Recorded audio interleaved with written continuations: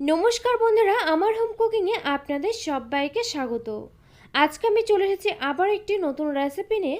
তো ভিডিওটি কোথাও স্কিপ না করে পুরোটা দেখার জন্য আপনাদের কাছে আমার একান্তভাবে অনুরোধ রইল। আজকে আমি আপনাদের সঙ্গে শেয়ার করছি একটি মাত্র ডিমের সঙ্গে 4টে পটল দিয়ে দুর্দান্ত স্বাদের একটি নতুন রেসিপি। বাড়িতে যদি মাছ বা মাংস না থাকে তবেও কিন্তু আপনারা এই রেসিপিটি এভাবে বানিয়ে পরিবেশন করতে পারেন। আর এই রেসিপিটি যদি আপনারা একবার এভাবে বানিয়ে না খান তবে কিন্তু ভীষণই মিস করবেন। তো চলুন দেখে নেওয়া যাক এই রেসিপিটি বানাতে এখানে আমার উপকরণ কী কী লাগছে। এখানে আমি একটি ডিম ভেঙে নিয়েছি। এখানে আমি একটি মিডিয়াম সাইজের পেঁয়াজ কুচিয়ে নিয়েছি। এখানে একটি ছোটো সাইজের টমেটো আমি ছোটো ছোটো টুকরো করে কেটে নিয়েছি। এখানে আমি একটি কাঁচা লঙ্কা কুচিয়ে নিয়েছি। এখানে আমি 4-5 কোয়া রসুন, 2টো কাঁচা লঙ্কা, হাফ ইঞ্চি আদা একসঙ্গে বেটে নিয়েছি। রয়েছে এখানে 1 চা চামচ টমেটো কেচাপ। এখানে রয়েছে স্বাদ মতো নুন। রয়েছে এখানে হাফ চা চামচ হলুদ গুঁড়ো, হাফ চা চামচ লঙ্কা গুঁড়ো। এখানে রয়েছে হাফ চা চামচ জিরে গুঁড়ো, হাফ চা চামচ ধনে গুঁড়ো। এখানে রয়েছে হাফ চা চামচেরও কম পরিমাণ গরম মশলা গুঁড়ো। রয়েছে এখানে ফোড়নের জন্য এলাচ, দারচিনি, লবঙ্গ। এখানে আমি নিয়েছি 4টে পটল, আর পটলগুলোকে আমি বটিদা দিয়ে খুব ভালোভাবে আঁচড়ে নিয়ে তারপর এভাবে একটু করে পেছনের খোসার দিকটাতে কেটে নিয়েছি। কেটে খুব ভালোভাবে ধুয়ে নিয়েছি। আর এই রেসিপিটির জন্য অবশ্যই করে কিন্তু পটলগুলোকে ঠিক এইভাবেই কেটে নিতে হবে। তো এখন আমি প্রথমে দেখুন একটি চামচের সাহায্যে একে একে পটলগুলোর ভেতর থেকে পটলের দানা আর শাঁসটাকে বের করে নিচ্ছি। আর এই দানা আর শাঁসটাকে কিন্তু আমি এভাবে বের করে নিয়ে ফেলে দেব না, এটা কিন্তু এই রান্নাটাতেই ব্যবহার করব। আর এখানে আমি রান্নাটাতে 4টে পটলের জন্য একটি মাত্র ডিম ব্যবহার করছি। এখানে যদি আপনারা 4টের পরিবর্তে 7 থেকে 8টার মতো পটল এখানে ব্যবহার করেন সেক্ষেত্রে এখানে 2টো ডিম ব্যবহার করতে হবে। তো এখানে দেখুন একে একে আমার সমস্ত পটলগুলো থেকে কিন্তু এভাবে দানাটাকে বের করে নেওয়া হয়ে গিয়েছে। এরপর আমি এখানে দেখুন একটি বাটি নিয়ে নিয়েছি। বাটির মধ্যে নিয়ে নিচ্ছি এখানে পটলের যে দানা আর শাঁসটাকে আমি বের করে রেখেছিলাম সেগুলোকে। তবে এগুলোকে কিন্তু আমি আলাদা করে একটু প্রথমে হাত দিয়ে খুব ভালোভাবে মেখে নিয়েছিলাম। এরপর আমি এর মধ্যে দিয়ে দিলাম এখানে ডিম। এরপর দিয়ে দিলাম এখানে কাঁচা লঙ্কা কুচি। এরপর আমি এর মধ্যে দিয়ে দিচ্ছি এখানে কিছুটা পরিমাণ পেঁয়াজ কুচি। এরপর দিয়ে দিচ্ছি এখানে স্বাদ মতো নুন। এগুলো সমস্ত কিছু দেওয়া হয়ে গেলে এখন আমি সমস্ত কিছুর সঙ্গে খুব ভালোভাবে একটু মিক্সড করে নিচ্ছি। তো এখানে দেখুন ডিমের সঙ্গে কিন্তু আমার সমস্ত কিছু খুব ভালোভাবে মিক্সড করে নেওয়া হয়ে গিয়েছে। এরপর আমি এখানে একটি প্যান বসিয়ে দিয়েছি। প্যানের মধ্যে দিয়ে দিয়েছি কিছুটা পরিমাণ সাদা তেল। তেলটা এখানে খুব বেশি গরম করিনি, হালকা একটু গরম হলে উনুনাসটা একেবারে লো ফ্লেমে রেখে এর মধ্যে দিয়ে দিচ্ছি এখানে একে একে পটলগুলোকে। আর পটলের আমি খোসার দিকটা একটু করে কেটে নিয়েছি যাতে করে পটলগুলো এভাবে একটু সোজাভাবে বসানো যায়। পটলগুলো এখানে একে একে দেওয়া হয়ে গেলে এরপর আমি এর মধ্যে দিয়ে দিচ্ছি পটল আর ডিমের যে মিশ্রণটাকে আমি বানিয়ে রেখেছিলাম সেটাকে।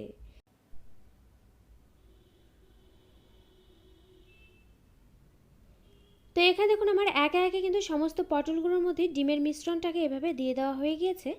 আর এখন আমি উনুনটা লো ফ্লেমেতেই রেখে এভাবে ঢেকে এভাবে হতে দেবো এটাকে 3 থেকে 4 মিনিট মতো। তো এখানে আমি ফিরে এলাম 3 থেকে 4 মিনিট পর। এখন আমি ঢাকনাটাকে তুলে নিচ্ছি। আর এখানে কিন্তু দেখতেই পাচ্ছেন এখানে ডিম আর পটলের যে মিশ্রণটা আমি দিয়েছিলাম সেটা কিন্তু খুব ভালোভাবে সেট হয়ে গিয়েছে। আর ঠিক এই সময় আমি এগুলোকে উল্টে পাল্টে নিচ্ছি।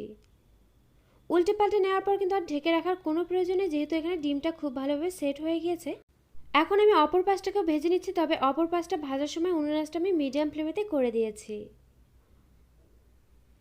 তো এখানে আমি ফিরে এলাম বেশ কিছু সময় পর। এখানে দেখুন অপর পাশটাও কিন্তু বেশ লালচে করে ভেজে নেওয়া হয়ে গিয়েছে।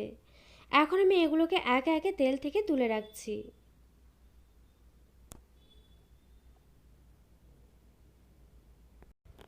এরপর আমি এই প্যানেতে দেখুন কিছুটা পরিমাণ তেল এখানে অ্যাড করে দিলাম। তেলটা এখানে গরম হয়ে এলে এর মধ্যে আমি ফোড়নে দিয়ে দিলাম এলাচ, দারচিনি, লবঙ্গ। ফোড়নটাকে একটু নেড়েচেড়ে নিয়ে ভেজে নিচ্ছি। আর ফোড়নের মধ্যে কিন্তু এখানে আমি এলাচটাকে একটু থেতো করে নিয়েছি যাতে করে ফোড়নের ফ্লেভারটা খুব ভালো হয়। ফোড়নটা এখানে ভাজা হয়ে গেলে এরপর আমি দিয়ে দিলাম এখানে বাকি যে পেঁয়াজ কুচি ছিল সেটাকে। এখন আমি পেঁয়াজটাকে নেড়েচেড়ে নিয়ে বেশ লালচে করে ভেজে নিচ্ছি। পেঁয়াজটা যখন এরকম লালচে করে ভাজা হয়ে যাবে তখন আমি এর মধ্যে দিয়ে দিচ্ছি টমেটো কুচি। এরপর আমি এর মধ্যে দিয়ে দিচ্ছি এখানে আদা, কাঁচা লঙ্কা আর রসুন বাটা। এরপর দিয়ে দিচ্ছি এখানে স্বাদ মতো নুন। আর নুনটা আমি একটু আগে দিচ্ছি যাতে করে এখানে টমেটো আর পেঁয়াজটা একটু নরম হয়ে যায়। এখন আমি এগুলো সমস্ত কিছুকে একটু নেড়েচেড়ে নিয়ে 2 মিনিট মতো কষিয়ে নিচ্ছি।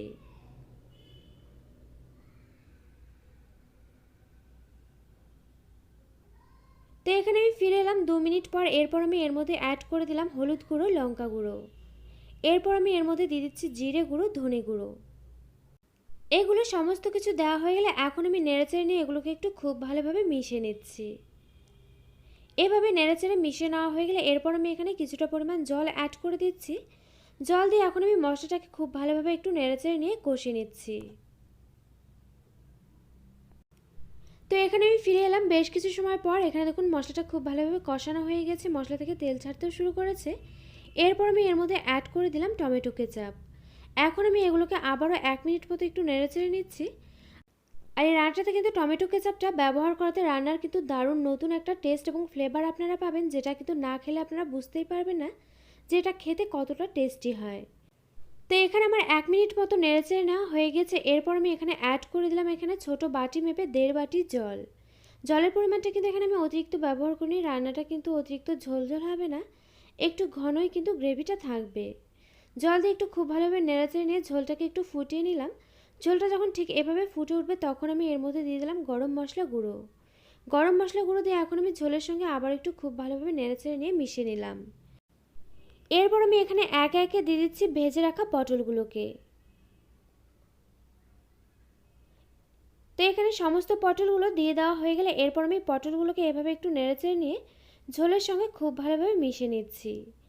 এরপর আমি উনুন আঁচটা মিডিয়াম টু লো ফ্লেমে রেখে এভাবে ঢেকে রান্নাটা হতে দেব 5 থেকে 6 মিনিট মতো। আর এখানে 5 থেকে 6 মিনিট মতো হলে কিন্তু রান্নাটা আমার এখানে একেবারে হয়ে যাবে। তো এখানে আমি ফিরে এলাম 5 থেকে 6 মিনিট পর। এখন আমি ঢাকনাটাকে তুলে নিয়ে গ্যাসটাকে অফ করে দিচ্ছি। আর এখানে কিন্তু রান্নাটা আমার একেবারে হয়ে গেছে। আর এখন আমি রান্নাটাকে নামিয়ে নিচ্ছি একটি বাটির মধ্যে। আর এখানে দেখতেই পাচ্ছেন যে রান্নাটা দেখতে কতটা লোভনীয় হয়েছে, আর রান্নাটা কিন্তু খেতেও দারুণ লাগে। পটল দিয়ে ডিমের এই নতুন রেসিপিটা আপনারা একবার এভাবে বাড়িতে ট্রাই করুন, আশা করছি আপনাদেরও খুব ভালো লাগবে।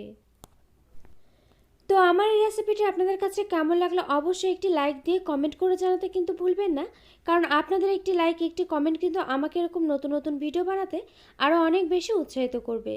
পাশে থাকা বেল আইকন অবশ্যই প্রেস করে দেবেন, এতে করে আমার নিত্য নতুন ভিডিওর আপডেট আপনাদের কাছে পৌঁছে যাবে সবার আগে। তো আজকের মতো ভিডিওটা এ পর্যন্ত, আবারও পরে দেখা হচ্ছে অন্য কোনো নতুন ভিডিওর সঙ্গে। আর আমার এই ভিডিওটি শেষ পর্যন্ত দেখার জন্য আপনাকে জানাই অসংখ্য ধন্যবাদ।